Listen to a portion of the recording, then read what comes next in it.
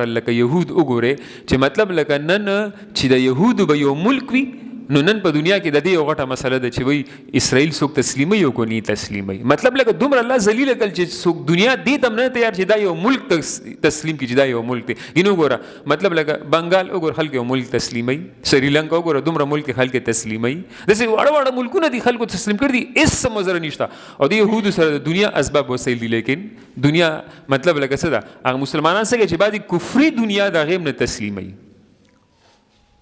دومره دا یهود الله ذلیل کړل, ولې دی تحریفات وکړل, دی دین د خپل خواهشاتو تابع کو, دی د الله په نافرمانی باندې ډاډه ورتلل.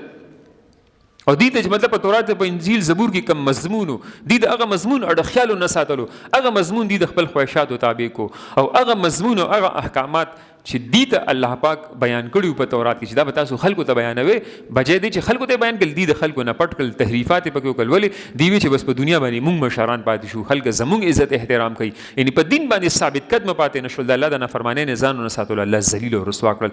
ان تورات انجیل زبور دریوانو کتابونو کې الله پاک د دین عهد او پیمان اغوستی, خصوصا د رسول الله صلی الله علیه وسلم متعلق, د قرآن متعلق, د اخیری امت متعلق او د شریعت محمدیه متعلق. یعنی دین مطلب لکه په تاکید سره الله عهد او پیمان غوښتو. بنی اسرائیل خو څه الله د بنی اسرائیل د پیغمبرانو نه د عهد او پیمان غوښتو د نبی اسلام متعلق.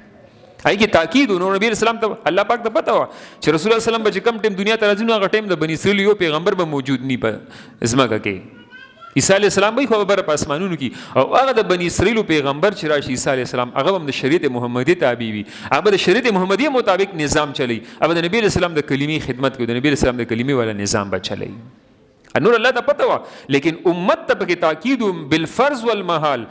تاسو خو تاسو یې چې تاسو انبیا راشي نو زما په محمد رسول الله باندې به ایمان وروړي. نبی رسول الله فرمایي مطلب اوس موسی امرالو کنه, موسی علیه السلام امرالو, هغه نجات نشي مونږ تر څو چې زما د شریعت اتباع نه کړي په مې ایمان نه وروړي. نو بیا تاسو حیثیت ته چې کله د بنی اسرائیل د انبیا اغینا الله د عهد او پیمان غسر تاسو خو مطلب لکه خامخا تاسو کوي.